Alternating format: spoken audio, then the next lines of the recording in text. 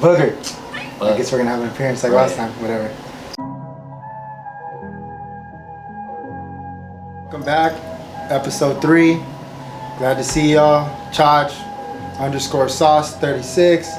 Lil Dave. Dave lives. This dude gets blasted and all of a sudden he's the man. He said big dick. Welcome back. Episode 3. 83. Hey, we're doing it. If you haven't checked out episode 2, it is with Coach Dylan, science-based versus Instagram trainers. Boom. Like we talked about before, I'm just gonna tie it back in real quick. Wow. If you want to get right, you gotta do it the right way. There's no way around it. There ain't no flash. There's no secret sauce. You gotta put the work in, and these guys know how to put the work in. Yep. Don't let the people out there on Instagram fool you. But that's on you, right? Choose wisely. Yeah, let's get to it. What did I say I was gonna say? You're gonna go into the things that we do, such as Okay. So like y'all know, we got the Tap In Tuesday. Dave's gonna let you know pretty much, who we just worked with, who we worked with. Right. We just did. My bad. I'm tripping. So to tie into what we just talked about with Dylan and our EP2, this past Tap In Tuesday was it was the fitness industry locally. I went to travel to local gyms, self-made training facility out in Costa Mesa, another private gym out in Irvine, and just tapped in with some local trainers, people we know, people who we put our trust in kind of regards to put the right information out to you guys. If you guys are looking to get right, looking to go right instead of left, you feel me? Q Athletics was one of them. Another good friend of mine, Ryan. I'm just calling Ryan. Ryan, and then another big homie I actually met through Instagram. It's crazy how you kind of meet people through all this social networking. But Juan, big dude, big 6'7" cat. So if you're in the Costa Mesa area, you're looking for trainers. Self-made's got some good ones over there. We got some good ones in Irvine too, man. Some. There's few, but we got some. But on top of the Tap In Tuesdays, bro, we do more. And he can pat. We do more, bro. What else we do, bro? Shit. We do this, right? We do the podcast. Right. We do apparel. I'm sure a lot of people kind of assume that's all we do, though. We do the clothes. The concept of being a creative now is so limited. We got our graphic designers, we've got people, music producers, only solo artists, we got people who only do videography, photography, but we literally want to be able to do everything. And we can do everything. And I know he is. I can speak for us. We're confident in what we can do. By nature, we want to try to be as creative as possible. Exactly. So the people that follow the Instagram, the people that watch, they see what we kind of offer, and we want to start doing that with the clothes, right? We did the logo tee as a way to for people to follow the progression of where we want to go. The logo tee has there was no creativity behind it. Honestly, all we said was straight up, like, I'm gonna drop this, we're gonna throw it on the shirt, and we're just gonna sell this select few. And the only reason we did that was to give you guys a chance to follow our progression. Because when we go to the next step, this is gonna be a line similar to, man, I wish I had that. Exactly. Right? I wish I was there when they did this. That's why we kind of pushed it as a get it while you can, because it ain't gonna be. We only got 2 more left. That's right? what after this one, we only got 2 more left for the year, right? And then we're done. We're not making the shirt no more. Yeah. We just did it because we just did it. We literally, we did it because we wanted to show y'all appreciation. That first step after we dropped the Black Lives Matter shorts, the love and we got from that was through the roof. And that was a way of us showing our appreciation on top of showing like, yo, we can do it. We can handle the rock too. But the next progression will be a level that this don't exist no more. So if you got the logo tee, you got a 1 of 1. If you got the Black Lives Matter Black edition shorts, 1 of 1. We're not coming out those again. So now the only thing that I think there's a little misconception on out there, which is why I hope a lot of people do watch and tune in, right? Like, subscribe, follow, do all that. We'll give you all the links to it. Now the only thing that we're saying is we also do multimedia. So we do video shoots, we do photo shoots. I think this is going to be an exclusive here. We do music videos. Hey. Like I said, we do everything. What can Brown do for you? God bless America. Whatever you need multimedia related, you need photo shoots, video shoots. You want us to promote a business of yours. You got some ideas that you want to bounce off us. I think we're the most creative and open-minded people you can meet. what I'm saying? Hit us up, bro. Yeah, we don't, and that's one thing that I want to make clear. You know, we don't really. It's not about what everybody else is doing, and I think that's a big piece of why we want to show love, and that's why we get people on the podcast and we work with certain individuals with certain collabs coming up here in the near future. You said certain collabs coming up in the near future. But that's why, you know, because the least we can do is support. Right. And if you ain't got nothing good to say, then just don't say it. Right. Because if there's a lot of things out there that I see that I don't agree with, that I'm not a fan of, but I got nothing bad to say about them. I don't know nothing about those people, and they don't know nothing about me. You know what that is?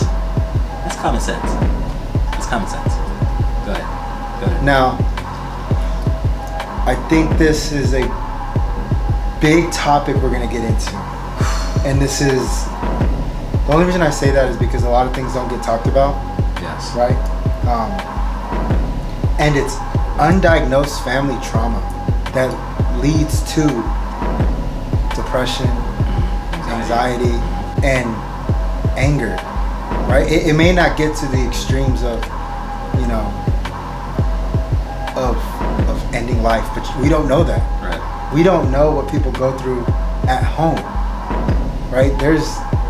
We're not professionals. We're not saying that, you know, one trauma is worse than the other. Right? But what somebody's going through, you don't know. And that's why we even say, like, we don't know what's going on in somebody else's brain. Right? And that's so surface level. Now we just take it to the next step. Now, what that kind of means to me, right, and making this kind of come back full circle, because it's not just one incident. So you're just talking childhood trauma in general? I'm not talking about mine specifically, yours, right, or somebody I heard about, right? What I know is there's like a stigma in in our community, right, and people who come from traditional households, right, where when you go through something, you don't talk about it, right? When somebody borrows money from you and they don't give, and as a little kid, you see somebody borrow money, it leads to fighting. You don't know what's going on. Mm-hmm. All you know as a little kid is, oh, my family's fighting. Right. You see, it don't even got to be verbal abuse. It don't got to be physical abuse. But even just seeing, like, you know, your family members on and off the streets. Being mistreated. You know what I mean? Especially growing up in Santa Ana, where you see, it could be your uncle, right, you know, laid out on the what's that called, the bike trail, mm-hmm, behind Monroe. Yeah. It could be your family.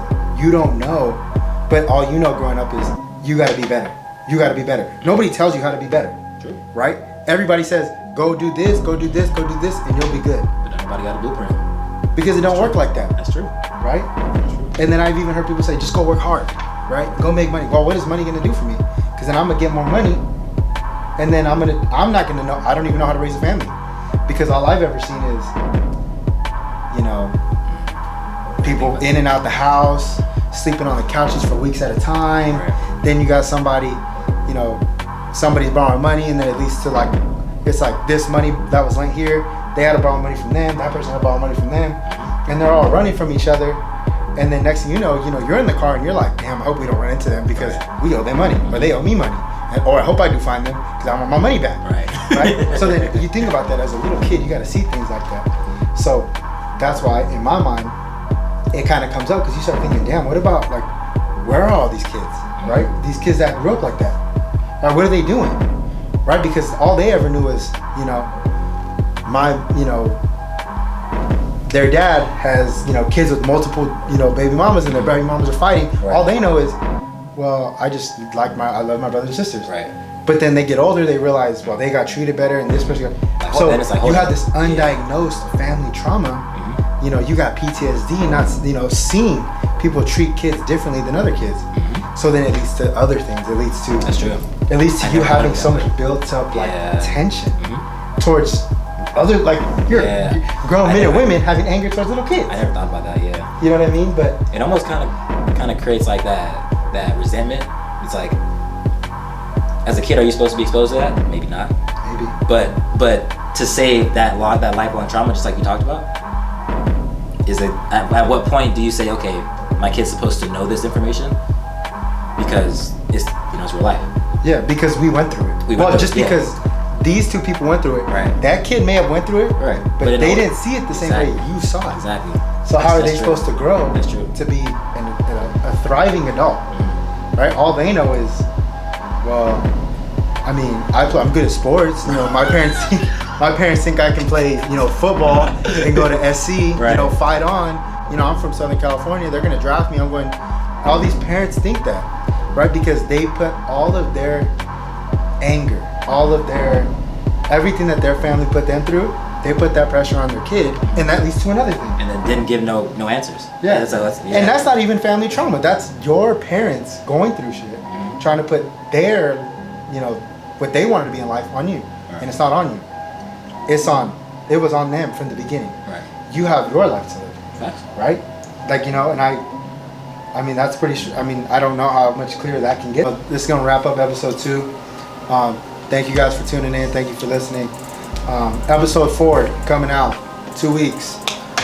What's gonna be on the topic? Ain't nobody's business until we drop it. Right. And like, subscribe, follow, Follow. show some love on the Instagram. Follow Chach_South36. You don't got to Dave do Lives. that. No, my dog don't like getting followed. Follow him on IG, bro. Hit the follow. It don't. It's Double tabs. yeah. like, Do whatever you got to do. Whatever you want to do. Right. I Do we have think anything that's coming it up? for Do we me. have I mean, anything I think coming the only thing we got coming out are the brown shorts. But you'll see those on Instagram. So just stay tuned. Keep watching. Keep following. We love you guys. We appreciate you. Hey. A lot of love. up? Peace. Boom. Done.